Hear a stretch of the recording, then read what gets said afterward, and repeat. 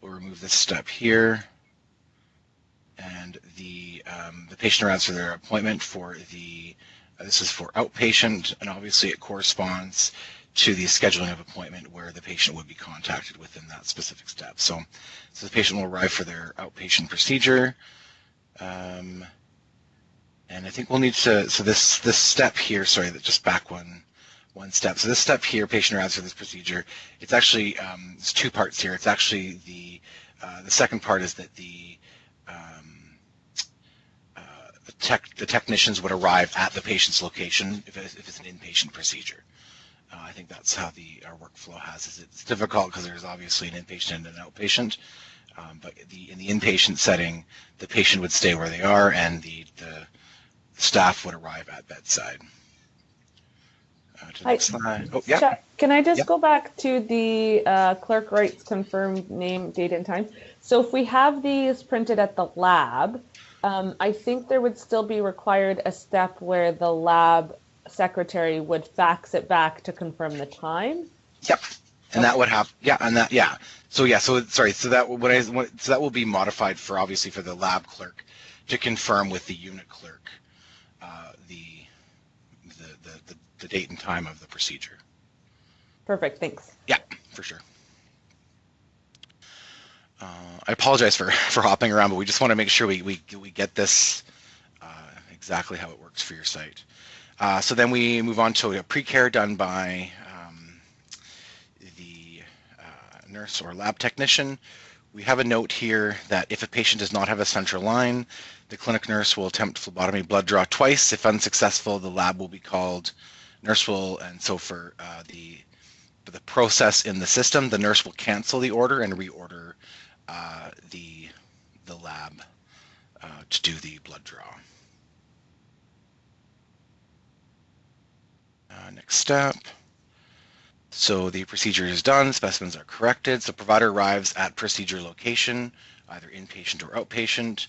If meds are required, they will be ordered ad hoc, meaning they'll be ordered as needed. And if required, additional and patient orders can be ordered at that time. And then for post-care, the outpatient process will follow the, I think it's, I believe it was 4 hours, but I'm not entirely sure on that. And then on the inpatient process, they will continue with the care on the unit. And then the collected specimens, labels, and they're sent for processing. And the results are sent to the ordering provider.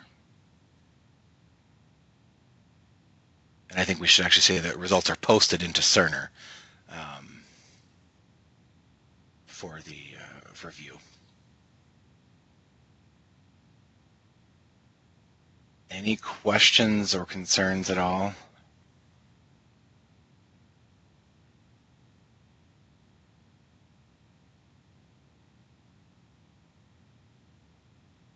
All right.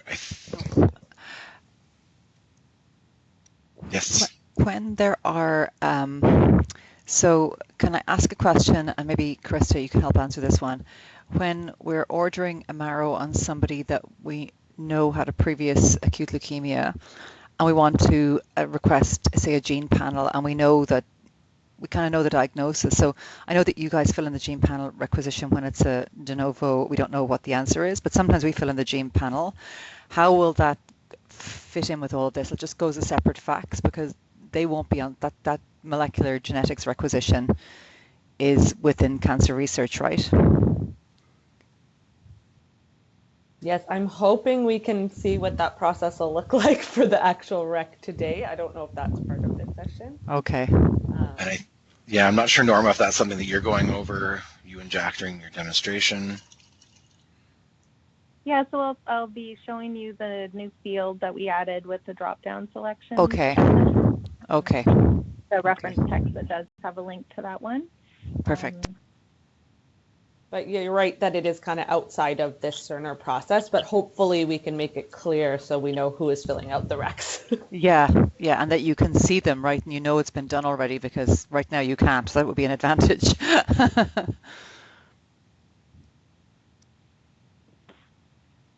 All right, so we'll move on to our demonstration for the end-to-end outpatient workflow.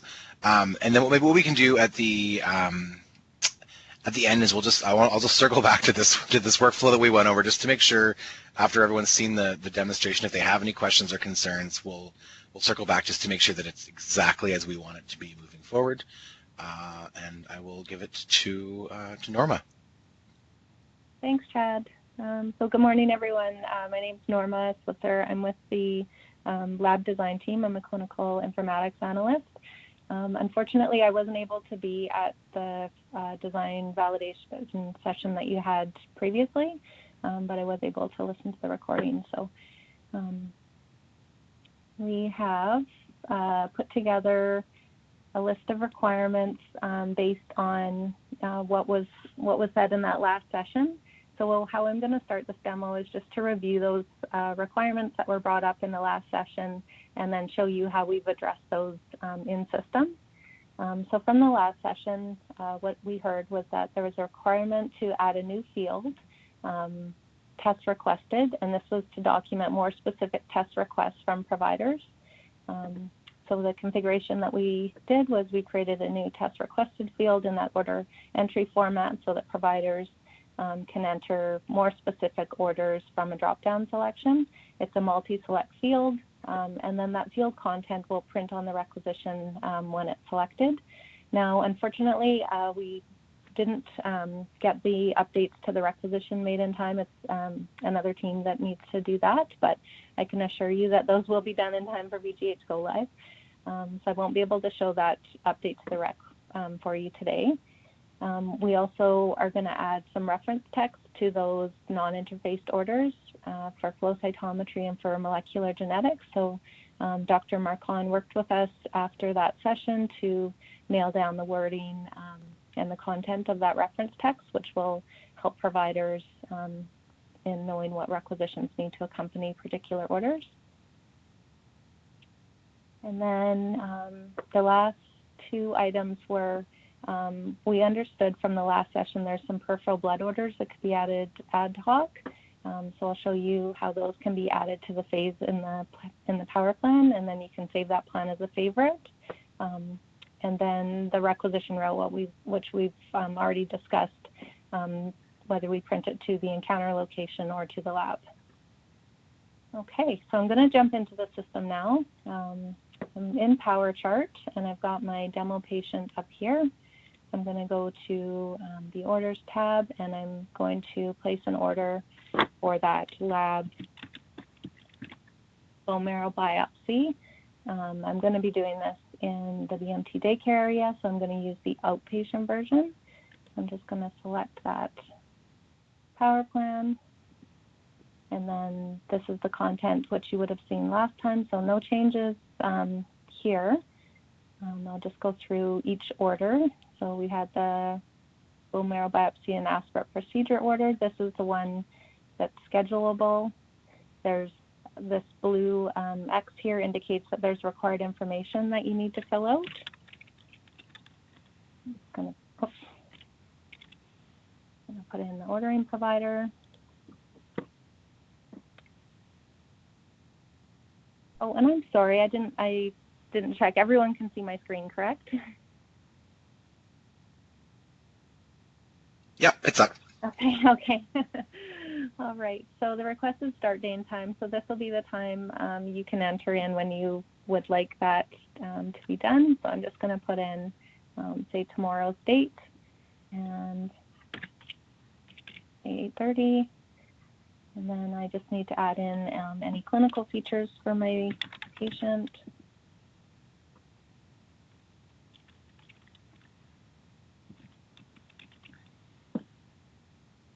And this should be kind of review from last session. We haven't changed anything within here. So entering in the scheduling priority, that's going to ensure it falls in the right place in the scheduling clerk's priority. And then we're going to schedule this to VGH BMT daycare. If there was a study the patient was connected to, I could put that information here, and then that would print on the requisition. And I don't think I need to add anything else for this. So now we're going to go in and look at the changes that we've made to our non-interfaced bone marrow orders. So I'm just going to select all of them here. And so for cytogenetics, there's not any required fields that are in this order. But if I want to add some additional information about what particular tests I want to do, we've added this new field here, test requested. And so it's a drop-down selection, so you can select one, or you can select multiple by hitting the control button and selecting that too. So once you've selected those, that information will print out on the requisition. And then if you didn't want either of these ones, it was something else that you wanted, you could say other, and then in the additional information, you could type that here. Okay. And then for flow cytometry, you can see that we've added, there's this paper icon here. That means that there's reference text attached to the order. So if I want to see what that reference text says, I just hover over it and then click on it. And then this is where we've added the information that these orders require a pre-approval package for out-of-country testing, or TALL-MRD and ALL-MRD.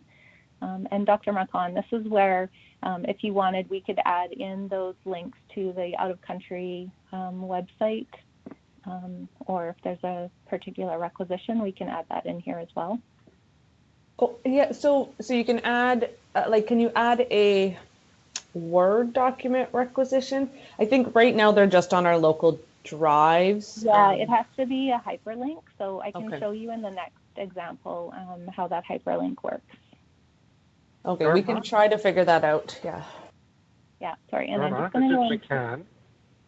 Yeah, hi, McCann. Yeah, that should say AML MRD.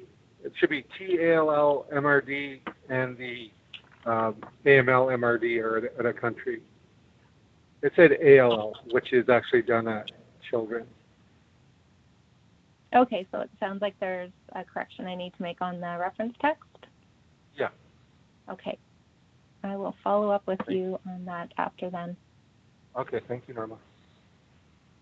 Okay, and so for flow cytometry, again, we have a more specific list that was provided to us that are in the drop-down. And again, this is a multi-select options that you can choose.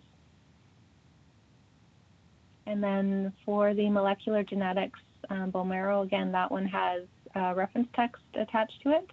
And so this one, there is a requisition required for any of these tests. And so we've actually embedded the requisition right here in the reference text. This is our standard format for lab. When there's a required requisition, we'll embed it in the reference text and have the external link. I just click on the link and it'll take me right to that requisition.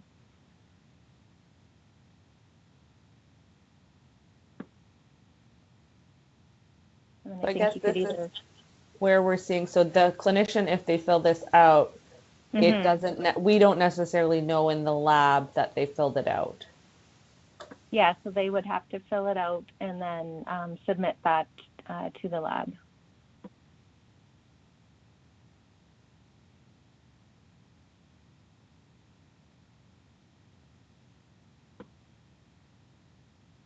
And then this will pop up automatically when that order has been requested within the power plan to remind them that there's a requisition required. So Leslie brought up a really good question, Norma, in the chat, is that only has the lymphoid genetics rec. There's also the myeloid genetics rec in that reference text. There's two different recs. Okay, so it sounds like we might need to update this reference text as well to include the other requisition? Yes, to include both. Yeah, sorry, I didn't catch that before. Okay, so maybe I can work with Dr. Marcon after to just edit this reference text and make sure that we have the correct requisition being referenced for the tests.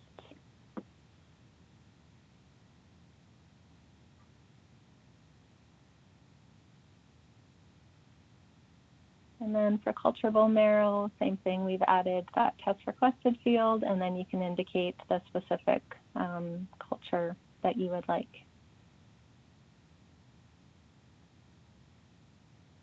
And then we didn't change anything with the peripheral blood orders, but what I did want to show you, actually before I move on to that, besides having some edits required for the reference text and an update to that drop-down naming convention, how do you feel about that new field that we've created and the drop-down ability and content?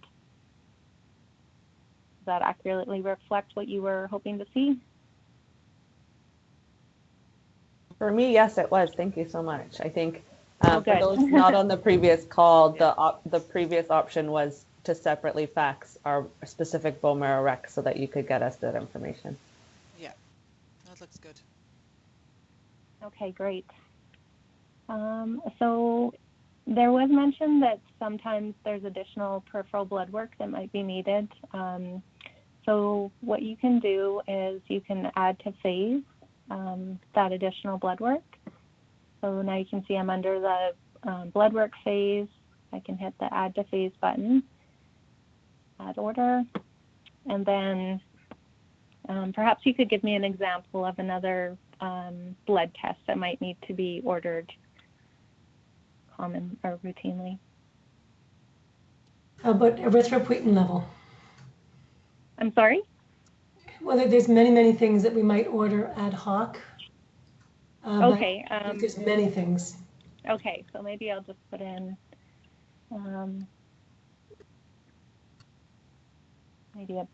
maybe this order here. Okay.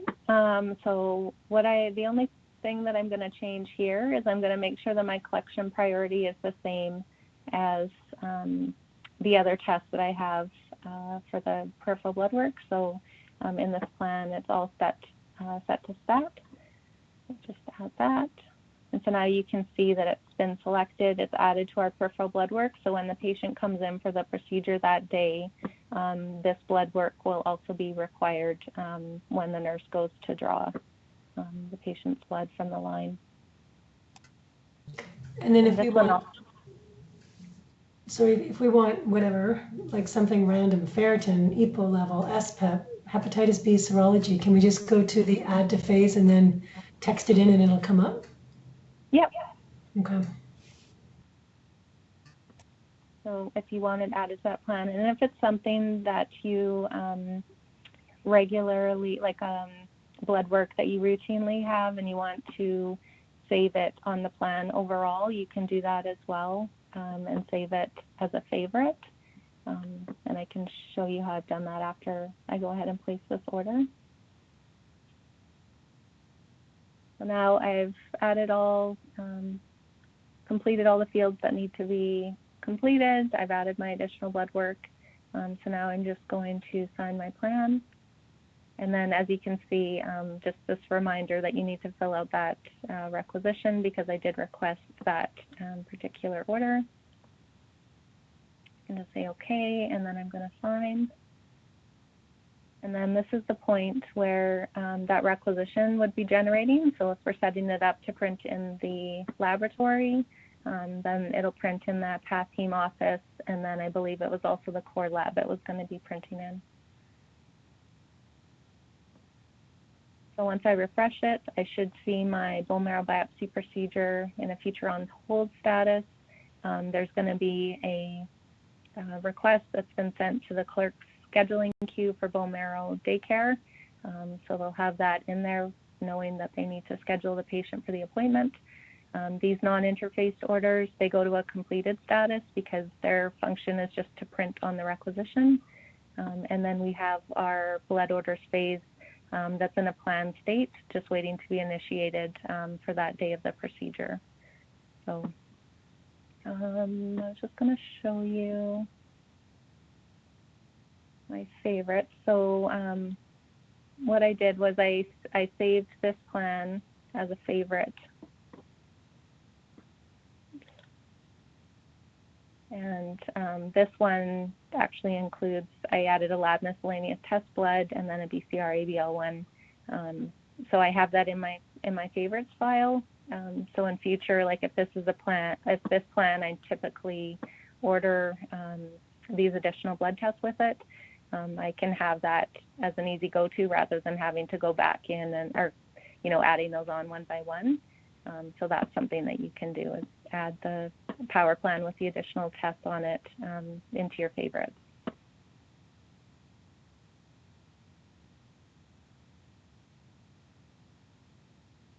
So I think that was all that I was going to share from the lab ordering perspective. Chad, was there any other questions that I can answer at this time? Nothing from, does anyone else on the call have any questions at all? Sorry, it's Jack. Norma, sorry, I joined late, but can you clarify again where this requisition route, like what this bone marrow requisition will print? So, Jack, there was a discussion when we were going through the overall workflow, and the request was to have the requisition print to the lab instead of the patient encounter location. So what would happen with the workflow is that when the order is placed, the requisition will print in the lab, and then the lab resource, the HemePath secretary, will schedule the patient, they'll confirm the time for the appointment, and then they will fax that requisition back to the clerk. I see. So the unit is okay with not having a copy of the rec right after the order has been signed. They are waiting for the lab clerk to book the appointment first, write down the actual appointment date and time, and then fax it back to the clerk, the unit clerk. Is that correct? Like, we would expect that the rec route can be printed to both the HemePath office and the core lab. Yeah. Two locations. We'll set it up Okay. to those two printers. Right, and we don't expect a copy to print automatically at the unit or the bone marrow daycare clinic. That's correct. The lab's Okay. going to fax that requisition back to the unit once they've confirmed the lab resources and written the scheduled date and time on the requisition. I see. Chad, from the unit side, is there any concern about that? Well, the only concern is going to be on an outpatient perspective, because obviously the outpatient clerks are going to schedule the appointment with the patient, not the lab. So that's the only difficulty. I'm working on the workflow right now, and that's the only difficulty I see is if we can't get it to print to two locations, then there's going to be a bit of a gap between the for the outpatient order. So obviously the provider is going to place an outpatient order. The clerk isn't going to know about it because it's going to route to the lab until the lab faxes. Obviously they're not going to be able to do anything, so then the lab is going to have to fax the requisition to the clerk in the outpatient location for the clerk to then schedule. I guess it will drop on their into their order queue, so that'll be there as well. So I'm just not sure what makes the most sense. Because obviously the outpatient procedures, the lab isn't going to schedule those. That's going to be the responsibility of the outpatient clerk. Yeah. So the schedule or the appointment will be showing up on the request queue for the scheduling clerk. Yeah. So the lab will just essentially ignore, I guess, those requisitions coming from an outpatient location. I don't know if the requisition indicates on them that it's inpatient versus outpatient.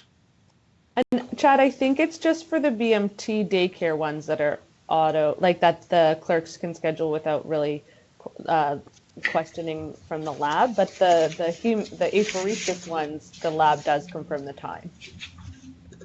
Right. So yes, that's correct. I do recall that now. So yeah. So okay. So in that situation, then we would have.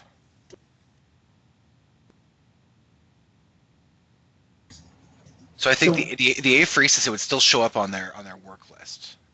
the workflow would just be that they would need to confirm with the lab prior to ensure there's resources prior to scheduling. Is that the issue? Because there's 3 slots.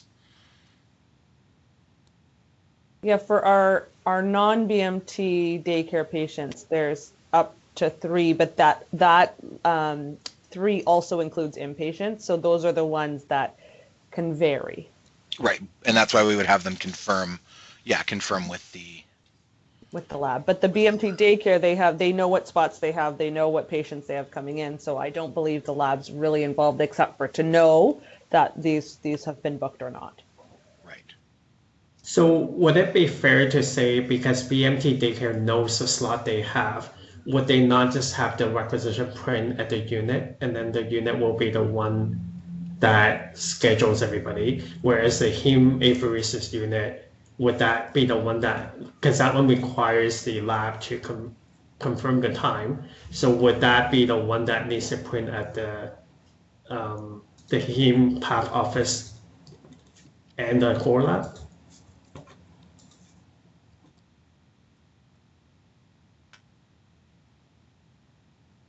I guess all of them have to eventually get to the lab. So correct.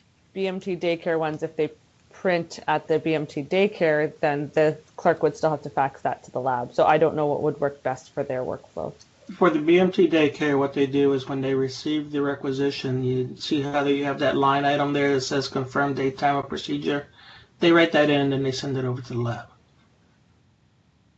Would it not be best for the process to be the same regardless of location to avoid confusion? That would be my recommendation, is that, we have the same process across the board for the inpatient, like for the daycare, the hemapheresis, and inpatient. And you're saying that the BMT daycare staff, clerks would be able to see that they need to do something even if they didn't have the rec? Yes. So they will be able to see on their work list what they need to schedule. Exactly. The BMT daycare clerks are working off of a scheduling request list. So they don't necessarily need to physically have this form? No, they do not. And also because we're scheduling into a VGH BMT daycare apheresis procedure room as a dummy room, just to be able to capture the information. The lab can actually look at this particular resource and see when things are booked and stuff. And I believe also they're going to be getting a printed report too.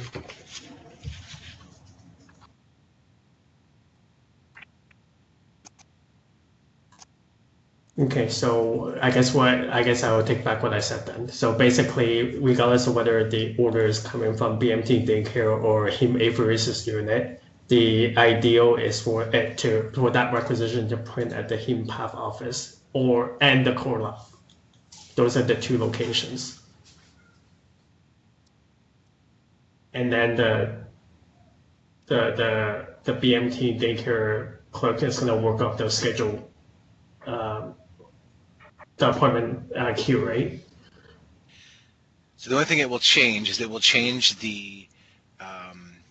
hemapheresis unit clerk or the BMT daycare unit clerk writing the scheduled time on the requisition and faxing that to the lab. They won't have the requisition unless they print the requisition. They won't have it to write the confirmed time on the requisition to fax to the lab. So that's the only thing that will have to change. It will be the responsibility of the lab to essentially monitor where the lab resource needs to be.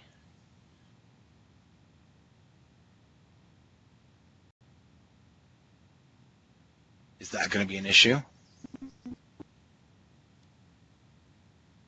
I think the intent of the requisition printing directly to the lab was so that the heme path secretary can ensure that lab resources are available for those all of those 3 areas, and then to confirm, to write that confirmed date and time on the procedure, fax it back to the ward, and then the ward would schedule the patient based on what that confirmed date and time is. Yes, for inpatient, for sure, and that makes the most sense for inpatient procedures. For outpatient procedures, It's a little different because we were booking not only a resource but also a room. Right. So I guess less important in that, or in the outpatient. I think it was just a concern for the lab when those 3 slots had been used up for BMT or for hemophilia, and they were looking to go into that extra slot that was available. Right. Okay. Yeah. Yes.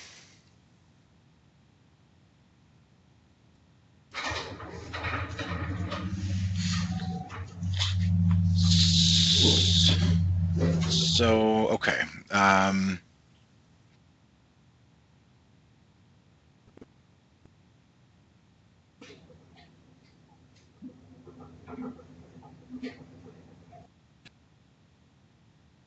So, Jack, if we're printing to the 2 locations in the lab,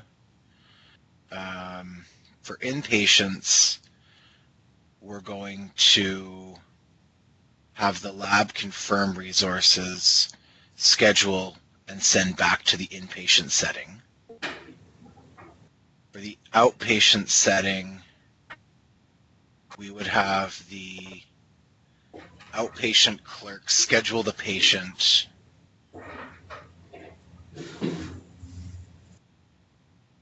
and then I guess is there a way for the outpatient clerk?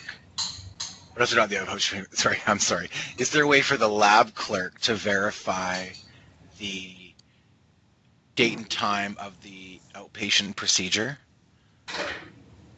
What would that process look like? Perhaps this is better directed at Sam. Or not Sam, sorry. So your question is, how will the lab be able to find out the actual appointment date and time for an outpatient appointment, right? Correct. And the reason I ask is because our initial workflow is that the requisition would be sent from the outpatient department to the lab once they've been scheduled. Well, I think, Chad, for the all the outpatients, if it prints in the lab, then I assume for the required patients, so these are non-BMT daycare patients, so the heme apheresis ones, the secretary would still fax it back saying this is your confirmed time, and then the clerk would book, because those ones aren't confirmed times, right? The heme apheresis has a relatively similar slots every day, but it's not necessarily the exact same because there's also the inpatient marrows that take up those same times. For the BMT daycare, I mean, technically, I don't think it's required for the HemePath secretary to fax back the confirmed time because they know what their confirmed time is, but I guess she could. I just don't know if it's necessary. I see, because there are already previously scheduled spots. But but let's say it was like an add-on or some odd time, then that process could be in place already because it would be the same for inpatient marrows and the hemapheresis. Right. And I believe we said if for add-ons, it would have to be a direct phone call from the provider to request. Is that correct? I think that makes sense, although, like, honestly, it could go through the system. If they put the time and the date that they want it, then it would just be more, the HemePath would be involved as well. So generally we talk, but technically it could go through the system and then it could get faxed back with the random time that is chosen based on our lab resources. So I don't necessarily see any of these as separate processes. They're all very similar, just modified if they're the BMT daycare ones or the unique pre-assigned slots every day, the same thing. Okay. Also for BMT daycare, they have their pre-assigned slots, but if they do need to do an add-on, they don't just add it on, they contact the lab to see if resources are available to be able to actually do an add-on. Within Cerner itself, the lab can look at the ambulatory organizer with the procedure room resource to see what's on for that day on the outpatient side. Also, they can also print the report if they needed to plan ahead of time and for that particular resource also.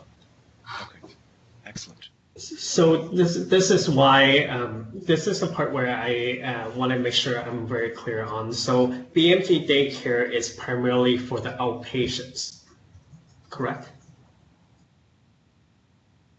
It's only for outpatients. Only for outpatient. And the heme apheresis unit is usually primarily for inpatients.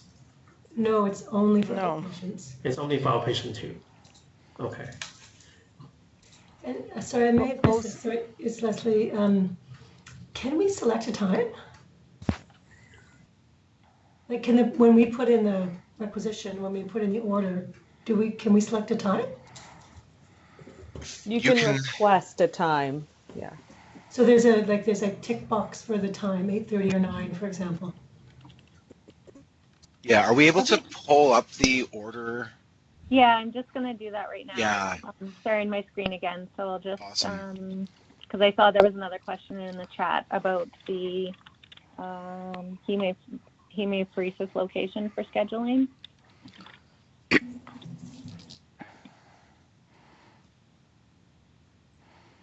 Okay, so right here, that's where you could put in your requested date and time. Great, thank you. As a provider. And then the other question was about the scheduling location. So you can see here, this is the VGH Hematology Daycare Apheresis Unit. So you can select that one. Great, thank you. So there was no inpatient on that drop down. No, and that's somewhere because different? because we don't schedule inpatients. Okay. Yeah, so it just gets To the queue. Okay. That's where the conversation needs to happen between the ordering provider and the heme path. Okay. Figure out. Yeah. And is there some mechanism, I suspect there is not, so I request a bone marrow biopsy at 8:30 on Tuesday. Am I somehow notified that yes, that is confirmed, or no, that spot's not available? It sounds like it's just going to have to be. It's a requested time, a date and time. That time may not be available, but they'll accommodate as best they can. Right, but what if it's not available? Are we going to be? Because somehow that has to get into our, like the physician calendar to know to go and do it. How does that occur now, Leslie? It occurs now through, usually we email the HemePath secretary and our secretaries, and then once it's confirmed, our secretaries put it in our calendars and let the patient know. But now our secretaries are completely out of the process. Right, so this process that we described has the HemePath secretary just faxing it back to the unit and not the secretary. So, and then what would happen is the scheduling clerk will get that request on their queue, and then they'll schedule the patient and I believe the physician resource. Is that correct, Sam and Leslie? Perhaps maybe we need to see a demonstration of that scheduling. The provider is not booked for the BMT. Oh, okay. I mean, the issue is that BMT, the ordering doctors don't actually do the procedure often, whereas for us, the ordering doctor does the procedure, and unfortunately, we're still going to have our schedule in our EMR. So on the, this is Leslie with scheduling. From the apheresis perspective, we will be booking the provider. Right, but that's not going to be in our EMR because our EMR is completely separate from Cerner. I think that somebody's going to have to notify us by email separately. Like I think the hemopheresis clerk is going to have to notify us that yes, this has been booked. It's in your. Yeah, and if so once the hemopheresis books it in the system and books the provider, I know you can't see that, but is there a way they could contact your secretary or to book it in your system?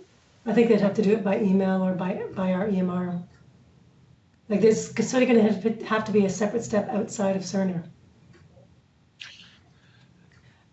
And for our day ward, this is Maurice, we don't designate a specific doctor to do the procedure, because our schedule is like there's different people there all the time. There's typically 3 doctors there every day. So we can't sort of, if you like, pinpoint a doctor to do it.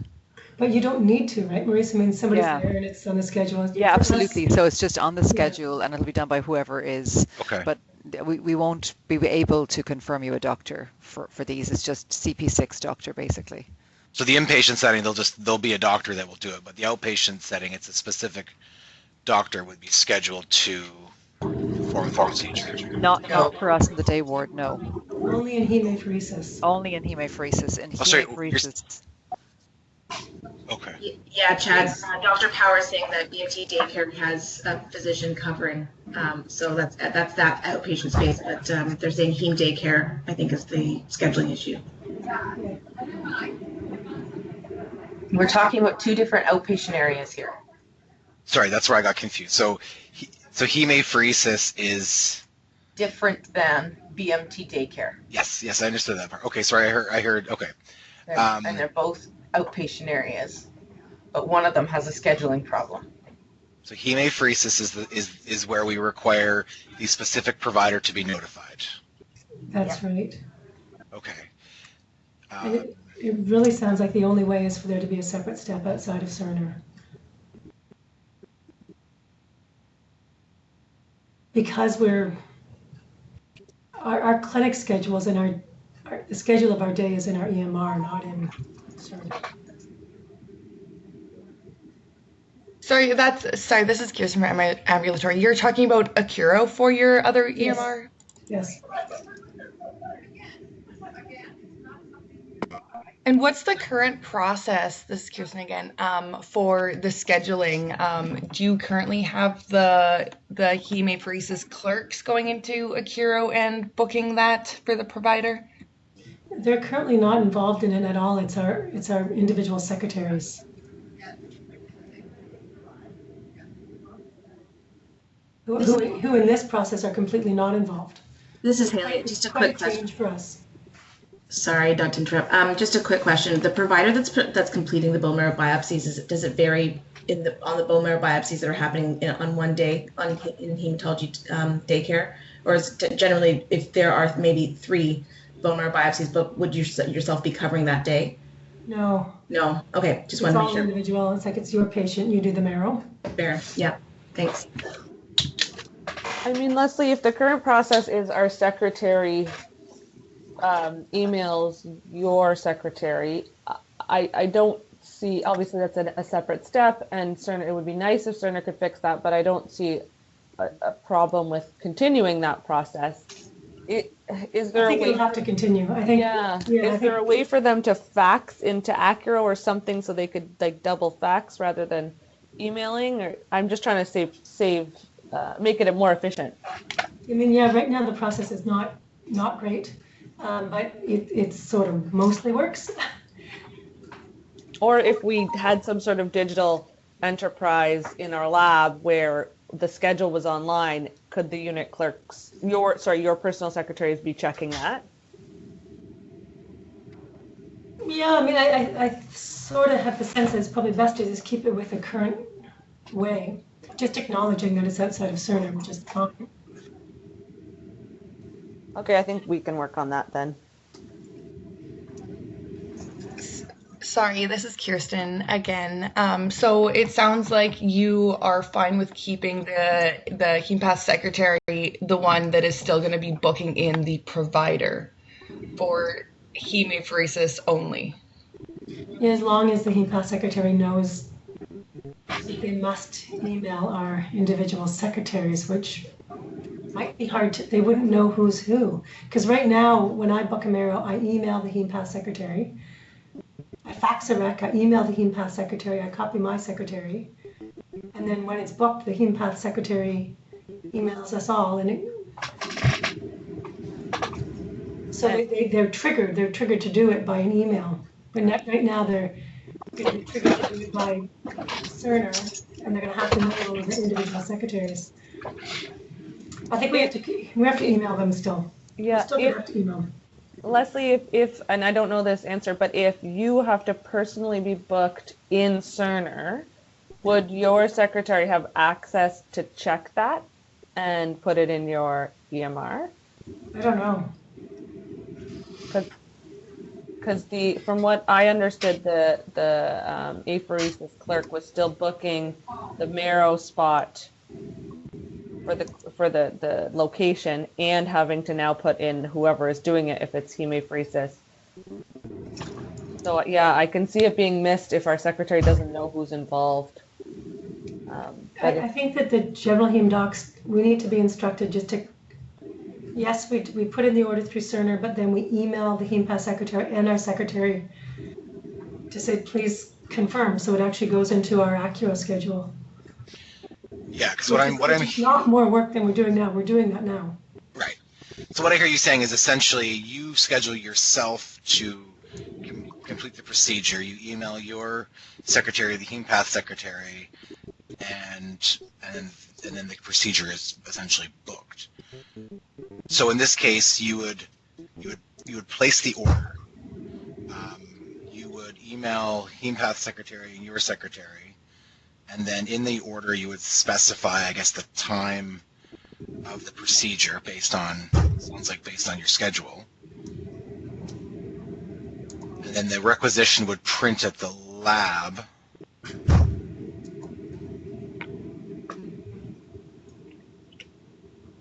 Does that fit? Sorry, I'm talking this through because I'm just wanting to make sure I understand it. Is there anyone on the call from CST that thinks there might be an issue with that? Sorry, Chad, can you repeat that for me? Sure, let me try. So the provider would place the order, an outpatient order, for the hemapheresis unit, with indicating in there the preferred time. The provider would then email their clerk as their secretary, as well as the heme path secretary, with the date and time of the procedure, and then I guess they would, the clerk in the hemapheresis unit would schedule based on the preferred time into the system.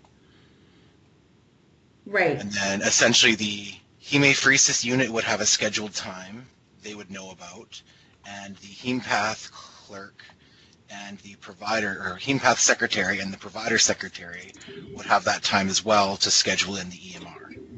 Hi, this is Leslie. The only concern I have with that, what if there is not availability? What if they already have the maximum booking? So I don't know that, I understand the preferred time, but, and I understand there are add-on cases too. They have to make, accommodations for urgent cases and such. But until that appointment's actually scheduled, it's not really, we don't have a confirmation. Leslie, I was wondering, because we're scheduling to a general provider resource, is it possible that report could be sent to the hematology providers and their secretaries so they can see where their patients, what date and time their patients are booked, and then transcribe that or put that into their personal schedules as they do now? But that kind of avoids the heme path route. And we could do that. So what could happen is either on a daily basis or a weekly basis, the HEMAF clerk could print off just a BMBX schedule and send that over with the future procedures that are scheduled out for whatever they determine that length of time to be, 1 month, 2 months. I'm not sure how far out that goes, but we could certainly do something like that, and that is confirmed. Those would be scheduled, confirmed appointments. Obviously, there's going to be communication that occurs if they're unable to, if the clerk is unable to accommodate the date requested. I just wouldn't want to have all that dual work. Have the other clerk schedule something only to have to turn around and reschedule or change it. Just a thought. Yeah. I guess that's my thought, is if the hemapheresis provider is booking it based on their preferred availability, and then something different gets scheduled, then it kind of goes back into an issue where they'd have to be rescheduled. Right, but that's the thing, is that they're requesting it on preferred availability. Once it's scheduled, it's confirmed. We can probably talk about some options offline of how communication could happen and what's kind of the path of least resistance, with the default being that it could continue as it does today, as Dr. Zipchin mentioned. And what does happen? Like, let's say we request a time and date and it's not available. So we send this request, no, it's a no, then what happens? I mean, I think at that point the conversation has to occur. How urgent is the case? Is it something that needs to be worked in, that we have to see this patient? Because there are additions that occur, or with the provider's instruction, could it be scheduled the next day or the day after? I understand. What's that communication? So we send it down, that's not available. So what's the communication from there? It would remain the same as it is today. It's going to be manual communication that clerks are going to have to, do the legwork and follow up with the provider on, instructions on what to do if there's no availability. Okay, perfect.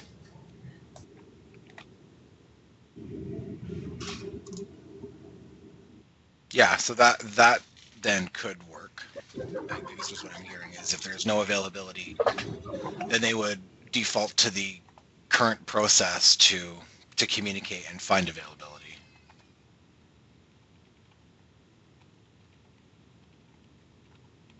And that's why I'm in favor of getting the actual scheduling in the lab part off paper and onto some sort of digital system. So at least you would know it's available. Yes, fair enough. Before you send the request. That's a great point, Krista. That might decrease the unsuccessful requests.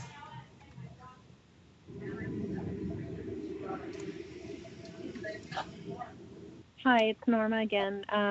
One point I wanted to bring up that has been an issue at previous go lives was just for the lab understanding that the time that the appointment is booked for. So say if it's 8 o'clock that's specified, that actually pertains to the time that the patient shows up, and then the procedure actually doesn't happen until 30 minutes after that. So I think that's something that we're going to have to be aware of when we're doing the booking in the future. So can I clarify? This was what I was confused about last time, Norma. So, yeah. So in the lab, we are just booking the procedure. Right. So the requested time from that shows on that requisition is just for the procedure itself. Like if BMT daycare. And I think that just needs to be clear that if the provider is saying, I would like this to be done at 8 o'clock, then that would be the procedure time. So then the lab would be checking to make sure their resources are available for 8 o'clock. But then once that time goes back to the clerk is actually going to be scheduling for 30 minutes for the patient 30 minutes prior to that, because there's always that 30 minutes pre-procedure care. And so the scheduled time for the procedure that you see in the system actually refers to when the patient needs to show up 30 minutes prior to the appointment. I think go ahead. Sorry, this is Leslie with scheduling, and I just wanted to speak on behalf of the apheresis schedule. The data or the information that we collected is that we have 2 dedicated slots a day, Monday through Friday, for bone marrow biopsies. One is an 8:30 a.m. start, and one is a 9 a.m. start. They both are 90 minutes long in duration. So I can speak for apheresis. It would be the 2 dedicated slots. Now, we also understand there may be add-ons, urgent cases, and that can certainly be done on a manual basis. But as far as the daily schedule, what's available, the 8:30, 9 a.m., 90-minute slots each. And just to verify, the apheresis, if the 8:30 spot is when the lab needs to be there, and the patient will have to arrive for 8 a.m., does the apheresis unit, what time does the apheresis unit open at? 7. Okay. 7. Okay, good. I just wanted to make sure that we didn't have the patient arriving prior to the... Okay. Yeah, I have to say that in apheresis, we have not been having our people come routinely half an hour ahead of time. Is there anybody from the unit like Mona or anybody there. I just want to make sure that the room is actually available. I mean, we might have them come a few minutes ahead of time, and we're fine with them coming half an hour ahead of time, but I just want to make sure there's actually a room available. Leslie, it's Rebecca. I don't think anybody else is on. I mean, the space will be there. But yeah, I don't think they're coming that early. They're definitely not, but I mean, the clerk is going to call them and tell them what time to come, right? Yeah. So I think it doesn't really matter. And again, I'm sorry, this is Leslie with scheduling, and that is 8:30 start in room 663 and a 9 a.m. start in room 665. So those are dedicated times and rooms for that procedure.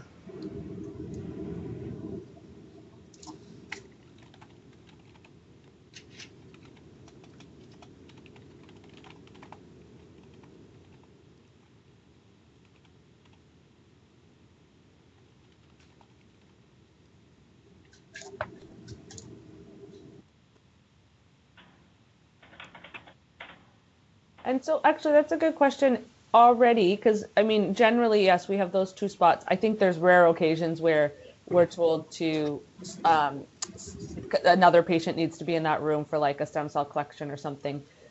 So we're told that they can't do a marrow during that time.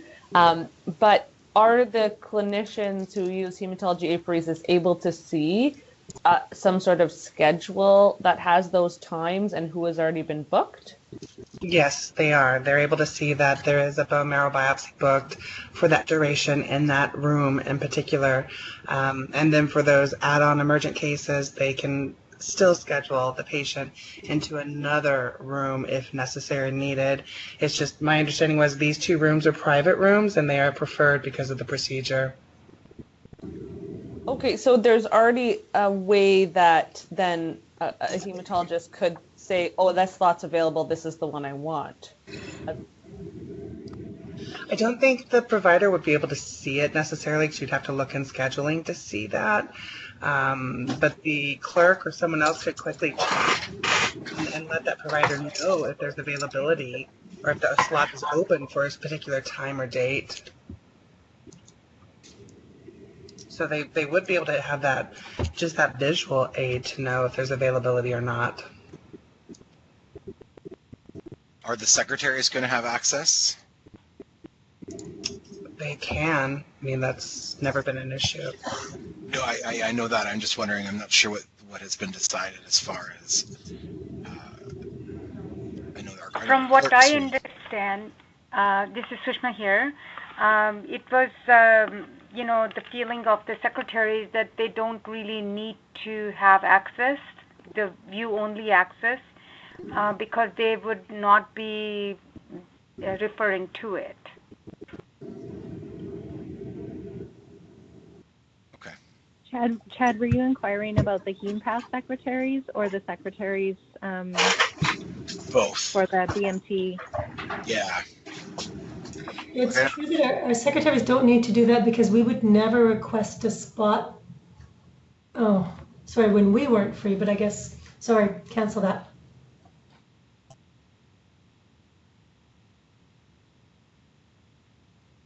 And I'm thinking more for verification purposes, but.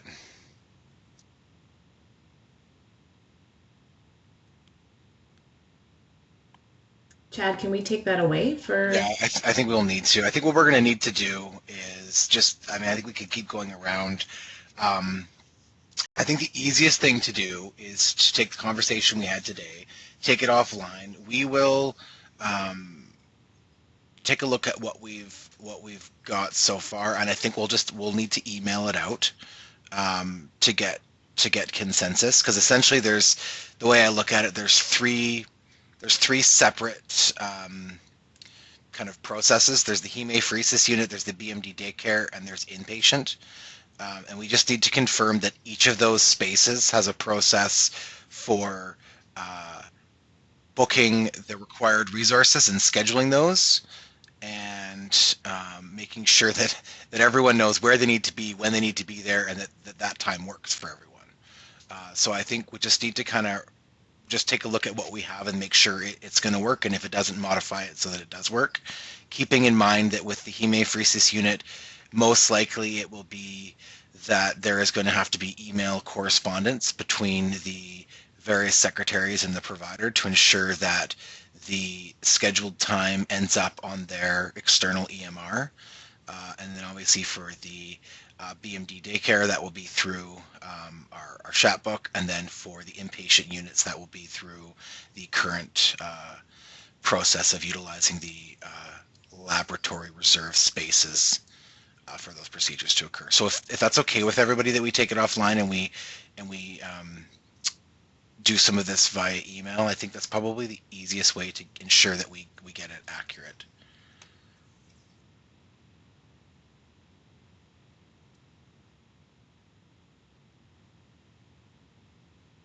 All right.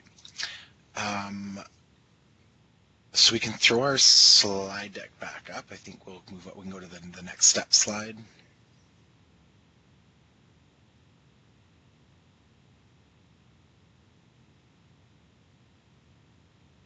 Just. Yep.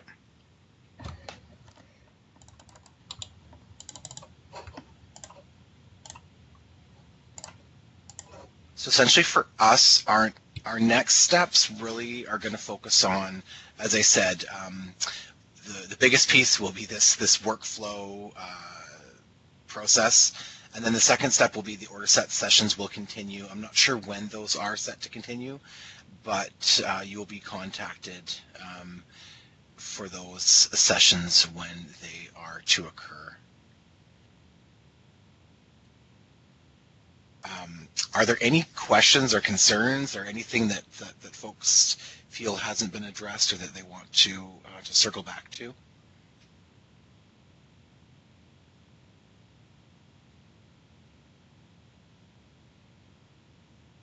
No? Okay. Once again, thank you so much for your time. Thank you for your patience. We certainly appreciate you coming today, because obviously this helps us ensure that we have everything accurate in the system for your site when we go live. If there are any questions or any concerns after the fact, please feel free to reach out to myself, Kirsten, any of us, and we will certainly look to address those as we move forward.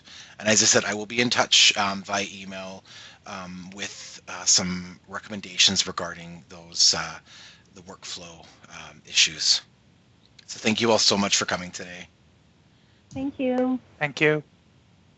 Thank you. Thanks. Thank you.